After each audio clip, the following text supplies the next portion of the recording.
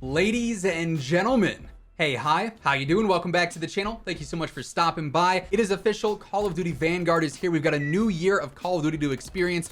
And first things first, when you jump on the game, you gotta make sure you are using the right settings. This is something we've started to do every single year right as the game comes out. We go over all the best settings to use for Vanguard now in specific, going over the best movement stuff, the best controller settings, what to use for PC and everything in between. So we got a lot to go over today. As we go through everything, if you enjoy the video at any point or if you find it helpful, let me know by dropping a like on it. Seriously, it does help the channel grow. Let's go for 5,000 likes on this one. And of course, if you're new to the channel or if you have not already subscribed yet, just over 55% of you guys watching the videos aren't subbed. So if you want to stay up to date with everything going on in COD, this is the place to be. Every single day I'm covering the latest news, updates, loadouts, tips. It is all right here. So feel free to subscribe with your notifications turned on. Also, right now, Code Immortal actually gets you 30% off everything on the G Fuel site. So if you want to grab a new tub, a shaker cup, a starter pack, anything like that, Code Immortal has you covered. Perfect time to grab something, as obviously we're starting off the grind here on Vanguard. Now, when it comes to settings here, Vanguard by far has the most intricate and complex and just general amount of settings to go over. First things first, we're looking at obviously keyboard and mouse here. Now, personally, I am a controller player. I play keyboard and mouse and controller, but I'm just more comfortable on controller, so that's where I stand with most of my settings. But really, a lot of this is personal preference. Keyboard and mouse a lot more so than controller, just because everyone has their specific keybinds, everyone has their certain DPI and their certain sense. So a lot of the stuff here that we look at is personal preference. Everything under this initial mouse category, sense, ADS multiplier, custom ADS sense, zoom, vertical, aim on foot, all this stuff comes down to personal preference really. There is no true best settings for any of this, just because it all comes down to your individual setup, what you like and what thing you think feels the best for your gameplay. Now, when it comes to actual gameplay, there are other things that we can go ahead and break down here that are maybe a little bit more crucial and actually can be deemed the best of that specific setting. So for crouch behavior, I feel like toggling is always ideal for this, just because you can crouch spam keyboard, mouse, or controller. That's pretty useful there. Slide behavior, you definitely want to have as tap. It just makes slide canceling way easier. Prone behavior can be hold or toggle, totally up to you. Automatic airborne mantle, I'd recommend turning off, just because this will get you killed. You'll accidentally be mantling when you don't want to, and that can definitely ruin a streak there. The mantle stance queuing doesn't really matter too much here. Automatic sprint, personally, I always play with ATS. It just saves your fingers from doing too much work. It just makes things a little bit easier. However, using things like shotguns or akimbo weapons or hip firing is a lot more difficult with ATS on. So some players just like automatic sprint. Some players like to just manually control everything. That's more so up to you. But for most players, ATS is going to be the way to go. Sprinting door bash literally does not matter. Walk behavior, you could have that as whatever you want. If you want to constantly be sprinting or not, totally up to you. ADS behavior is usually toggle. Most players play it on it like that. Equipment behavior also toggle. And then we get into the portion again where most of this stuff comes down to just personal preference. Interact behavior, you definitely want to have on tap. Depleted ammo weapon switch. If you run out of ammo, this will automatically switch to your secondary. Some players really like that. It can save you. Other players don't expect it and it throws them off. A lot more preference based, as are pretty much all these final little settings on the gameplay section for keyboard and mouse. And then keybinds, absolutely personal preference. There is no best option here. Unfortunately, this totally comes down to what you want to use for certain inputs. There's no real best suggestion I can have for you guys here. And same thing with interface keybinds. Now, moving on into graphics, obviously this is going to be a lot more complex on PC. Console has some options for graphics, but not nearly as many as we have here on PC with display and with quality. So going through these, you always want to play on full screen. If you play on windowed, it's going to obviously not look as good because you're playing on a smaller window. Full screen borderless, you get worse frames. Multi-monitor, good luck and Godspeed, Captain. Full screen's always the go-to there. Monitor refresh rate, that's all dependent on what you got going on. VSync, same deal. I don't ever use that. For the custom frame rate, here you can just set what you want to use. I have a 240 hertz monitor, so obviously I want that in game. Then on the menus, I like 120 just because 60 looks laggy to me now after playing on 240 FPS for so long and 240 hertz. So this doesn't matter too much. You just don't want to have this max because it will just make your computer run hotter if it's constantly going at 240 frames on the menu as it's sitting here. Brightness, I personally run 55, but that's more so dependent on what you want to use on your monitor and what looks good for you. And then for these bottom parts here, nothing really matters. We don't want to change anything or mess with anything here. Moving on into quality. This is where, again, there's no real best options, even though this is by far the most asked about settings, right? Everyone is always asking, what are the best settings to make my game look the best, but also run the smoothest? And unfortunately, the bad news answer is, it is entirely dependent on what your computer can handle. Now, I play on a 2 PC setup, so I have a gaming PC dedicated to just the game, and it's got an i9 10900K, it's got a 3090, and it's like top of the top, right? So I can go ahead and I can stress this thing with really good graphics and not have to worry too much about frames. But obviously, the GPU market is in shambles. It's hard to come by anything relatively decent at a decent price. So it really does unfortunately come down to your specific rig and what your specs are, if they're good or if they're mid tier. So a lot of these things here, when it comes down to having high versus medium versus low versus ultra, whatever it may be, really depends on your individual setup. You can go off recommendations though, but I usually always go off the NVIDIA recommended. But for me personally, texture resolution can be medium, it can be high. Obviously you get a lot less VRAM if it's on medium, but the game's gonna look a little bit worse. I can run high, no problem though. Texture filter, I leave on high. Particle quality, this one does not matter too much at all. You're not really losing or gaining any VRAM here by having it on anything other than very high or low or anything in between, so that one does not matter too much. Particle resolution, it's going to be slightly better frames if you run it on low, but it's not going to be a huge difference there. Bullet, impact, and sprays, I like to have these on just because the context clues that they can give off are semi-useful at certain times. So I like to have these on just because at certain times the context clues they can give off on a map of where bullet sprays are can be semi-useful for figuring out where enemies might be. Shader quality is not going to have much of an impact on your game, so you can have this on high. If you notice bad frames, mess with a couple other things, maybe turn this off, but it's not going to make too much of a difference. Tessellation, if you have a lower end PC, turn it off or turn it to nearby only, just because it's not going to make a big difference in game. As you guys can see on the picture here, if I go ahead and I hide my face cam, it's all it's really doing is giving the map more texture and making it a little bit more 3D. But if you don't care too much about graphics and you care more about frames and having that better performance, nearby only or off is definitely the way to go. Now for the level of detail here that you're focusing on, the range, long, standard, or short, just how detailed things are at what range. Obviously, the longer it is, the worse for your frames are going to be. The shorter it is, the easier it'll be on your system there. Nearby level of detail, high or low. Again, it's not going to have a huge difference. Overall, it's going to be very similar to tessellation there. So if you're getting bad frames, turn that to low. If you are fine with it, keep it on high. Same deal with distant level of detail, clutter, drawn distance, all that stuff is going to have the same exact effects. So if you're getting bad frames, turn those to low. If you're getting fine frames, keep them on high. Now, screen space shadows, I always like to have on. All shadows in this game are useful because they can give you context clues. So as far as information goes, definitely worth having on. The shadow map resolution, these do not matter as much. Now, obviously, if you have them on ultra, it's going to be a lot more taxing on your system. If you have them on very low, you're still going to be able to see them, not as clearly, but you are still going to have that information. So again, sort of depends on your rig, but definitely worth having those on because they do give off a good amount of information. Sun shadow cascade is going to be another one. If you have good frames, leave it on high. If you have bad frames, turn it to low. That'll help out a little bit there. Cache sun shadows and spots, I always like to leave on just because I feel like my game runs a little bit smoother, but this is another one that does have some impact on your VRAM and your frames ultimately. So it's going to come down to your rig and whether or not you can handle that. Same deal with spot cache size. If you want a lot of it being cached or just a little bit of it, it all just depends on your system. Unfortunately, like I said, pretty much all the quality options here are going to depend on you and you alone.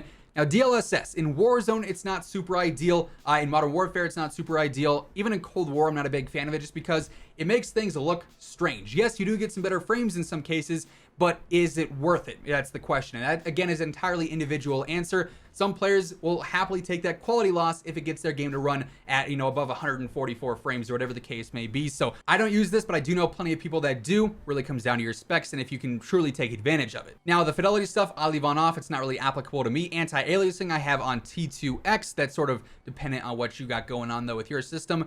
Depth of field, absolutely turn this off. Makes things blurry when you ADS. You don't want blur. You want to be able to see things clearly now because the rain is gone. You never want to have a blurred vision. Clearer is always better in this case, so make sure you have depth of field off always, and VRAM target usage does not matter. Then we get into gameplay. This is going to be a very big one, whether you are on console or on PC, because this time both platforms have field of view. Now, when it comes to field of view, if you have never played with an increased field of view, it's going to be a very big difference going from 80 to higher. 80 is very fishbowl, narrow-minded. 120 is incredible, but it does take a good amount of time to get used to. A lot of players like to go from 80, they'll jump up to 90, get comfortable with that. Jump up from 90 to 100, get comfortable with that. 90 to 110, and then you can sort of pick your poison there. What works best for you?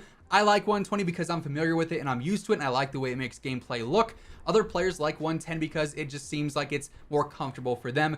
So FOV in specific, wider is better. Anything over 80 is better, but there's no real sweet spot. It's all personal preference. But then when it comes to ADS field of view, affected is absolutely the way to go. It reduces visual recoil on weapons, makes it look like they have no recoil over range. You don't get as much of a zoom when you actually ADS, so targets are a little bit smaller, but To me, that lack of visual recoil makes things easier, makes tracking easier all around, increases gameplay quality. So definitely run affected with whatever your preferred field of view is. Now, camera movement, this is something you definitely want to have on least. Basically, it's the intensity of your screen shake when something explodes or when a bomb comes down. If there's a glide bomb on the map, least is going to make it so that your screen is moving as little as possible. Makes things a lot easier to see and stay on target if that happens mid-fight.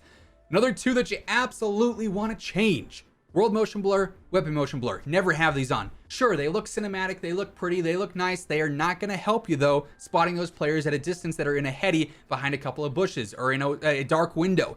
World motion blur, weapon motion blur, 100% turn these off, and with depth of field off, makes your game way clearer and you can see things much, much better. Then the video reflex, low latency, if you have an applicable computer, this I like having on. Then as far as plus boost goes, it's sort of CPU dependent and GPU dependent.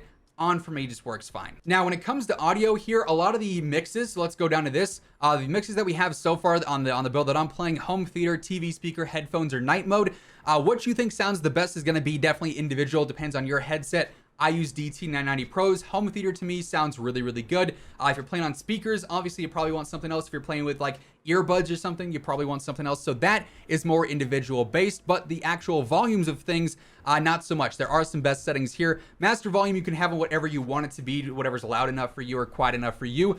Music volume, let me tell you, Bear crushes the score in this game, but in-game it gives you no real information. Music is not going to help you figure out where enemies are or, you know, what's going on in game. So I unfortunately have to turn that to 0, as awesome as the soundtrack is.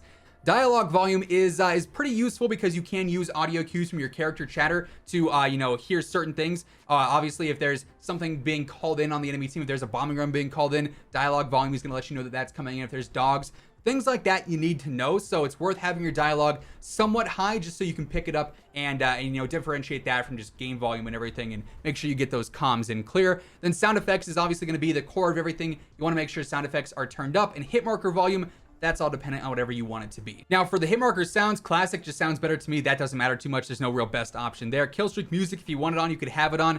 Mono audio, I probably wouldn't ever turn on. Then the voice chat stuff, nothing really matters there. Then we get into our interface stuff. Most of this stuff does not matter. Subtitles, menu text, none of this stuff really matters. Your text, sound, feedback, everything like that, I'm not too concerned. A bunch of settings that I actually really like here, though, is this telemetry bar, because you can see your FPS if you're on PC, which is super crucial. I like to know if my game is getting bad frames in certain areas or on a certain map. I'm like, okay, what can I do to figure this out, or do I just need to avoid this map in general? That's super useful to me. FOV counter, doesn't really matter. VRAM usage, I'm not too concerned with.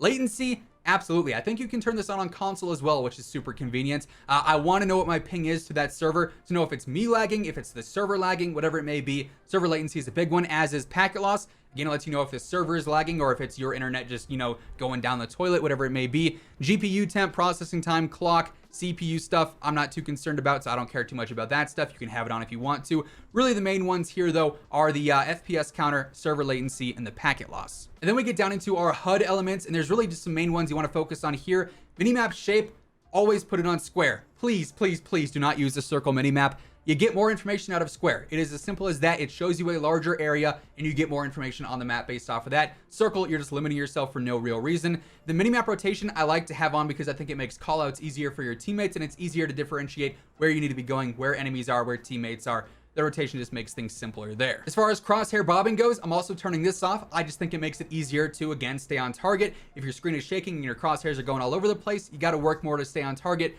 Keeping those off just makes things easier in general. And then again, nothing at the bottom here matters whatsoever. Now, a big setting here, the controller stuff, there's a lot to go over here. I feel like this is where the majority of players are looking when it comes to what settings they want to be using. So for sensitivity here, horizontal and vertical, I'll say it again, medium is that perfect ground. If you're playing on a really high sense, this game goes all the way up to 20. It's going to be great for close range because you can just snap all around, but at a long range, it's going to be way too hard to stay on target with minute movements and minuscule movements. So that medium ground allows for good control up close and good control at a range.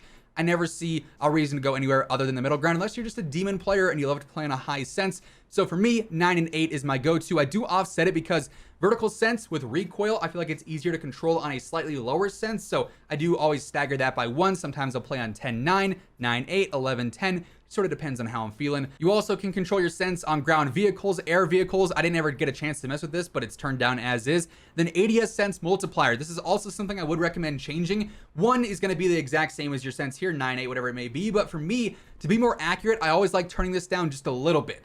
Not much. Usually I play on something between a 0.7 and a 0.8. So I go on to that. I fine tune that. You can also on keyboard and mouse go to exactly if you want to do, 0.75 or something, you could do that exactly and you're good to go. Personal preference more so on what feels the best for you there. But I would also recommend adjusting that because it can make you a little bit more accurate. Now for button layout, I play on tactical. You got a lot of options here. Lefty, nomad, Charlie lefty, bumper, jumper, all sorts of stuff here. To me, tactical has always worked. I've been playing on this since BO2. I do use a scuff controller, so that also helps out quite a bit just because I got the paddles on the back. I've got obviously everything I need out of that, and tactical works the best with that stuff. Now, your vertical aim, I wouldn't ever recommend adjusting here. Aim response curve type. Dynamic is going to be my go-to recommended one. Standard just feels a little bit awkward now. It just doesn't feel like it's one-to-one. Linear is one-to-one, but dynamic to me is what I play on in Warzone. It's what I played on in Cold War, in Modern Warfare, so I'm used to that now. This is the aim response curve type that you'll see pretty much all the pros playing on, all the top Warzone players. The best are pretty much always on dynamic. There's a few of them on linear and no one's really ever on standard. So dynamic is the most recommended. Linear though also can work depending on what you think feels better. Controller vibration, I also like to have on off. No real reason to have my controller vibrating there. I also don't have rumbles in my controller anyways, so that doesn't matter too much. We got advanced controls here that are pretty tricky to fully understand for most players. I wouldn't recommend really changing too much here. ADS sense transition timing, I wouldn't recommend changing just because it's not going to feel like it has in previous games. If you played other CODs, just leave it on instant. ADS sense multiplier for steady aim also can be changed depending on how you want to feel when you actually end up ADSing there. The stick layout, I don't ever move. I don't change that at all, so that's just leaving it up to default. Controller orientation, I also leave on up, which is the default. ADS stick swap, somehow I turned this on during my first game and it made it so that my left stick controlled where I looked when I aimed, and I have never been more confused in my life. So leave this off. I don't understand how anyone can play with that on. I don't know how I turned it on, but I did, and I regret it deeply. So make sure that's off. The trigger dead zone, I leave as 0. Now, I do have digital tap triggers on my controller, so it's like a mouse click basically, but having this as 0 means that the second your weapon can fire when you pull the trigger on the controller, it will. If you turn this up, you're gonna have to pull it further to make the weapon shoot, so I wouldn't ever recommend that. And then the dead zone is all specifically controller independent. Some players, their controllers don't have any dead zone. They don't have any stick drift, so you can leave that at 0. Other players have a lot. They got to bump it up to, 20, 25. I wouldn't recommend going super high with this ever though, because it's going to make it harder to move, but this does depend on your individual controller. Then we get into the gameplay settings for controllers. The target aim assist, I leave as default because precision and focusing feel really unnatural and very weird. Black Ops is the default aim assist in Cold War, so if you really like the Cold War aim assist, you could try that, but default is what it's going to be like, just like in Warzone, so I'm comfortable, I'm familiar with that. I leave mine on default. ADS aim assist, this is always something people ask about. This does not matter in multiplayer. As you can see, it only affects campaign and zombies. This is what allows you to basically like aim lock onto targets in zombies, where you can just spam left trigger or spam your right click on the mouse and it'll automatically just zoom in on heads. It doesn't have any impact on multiplayer. That literally does not matter. Weapon mount activation, I like to have it on ADS plus melee. By default, it's just when you regularly ADS, so like when you press left trigger, you'll automatically start that mount. I like being able to control that, so ADS plus melee works really good for me. Depleted ammo weapon switch, I like to have on off, as we talked about earlier. Blind fire is a mechanic you can take advantage of this year. I leave it on, but I don't think I'm going to be using that all that much. Automatic airborne mantle, as I mentioned earlier, absolutely have that off. Automatic sprint, especially for controller players, ATS is crucial. Turn that on, and slide cancel your heart out, tack sprint your heart out, because it's going to make things way easier. Auto move forward, I do not use. Sprint cancels reload, I like because it can be really useful. Sprinting door bash does not matter. Slide behavior, again, you want to have this one on tap for the easier slide cancels. Never have that on a hold. Makes your movement a whole lot worse. ADS behaviors hold, equipment behaviors hold, all this is the usual stuff here. For interact or reload behavior, I like to prioritize the reload. That way, if I want to pick up a weapon, it doesn't accidentally do that when I'm trying to reload a gun, and it ends up messing me up. So prioritize reload is always my go-to there. So like I said, Vanguard's got a lot of settings that go over whether you're on controller, keyboard and mouse, PC, console. Hopefully that we touched on everything within this video. We got all the console stuff down because obviously PC has everything that console has, and then some. Obviously, we got all the new PC stuff, everything that's important included in this video. So hopefully it helped you guys out. If it did, let me know by dropping a like on it. It would be seriously appreciated. And of course, if you're new here or if you have not already subscribed, be sure to hit that sub button, click that bell icon. That way you can always guarantee you know whenever I post a new video. But that said, that's going to wrap things up for today. Thank you guys so much for tuning in. And until next time, take it easy. Have an awesome rest of your day. And I will see you guys later. Peace out.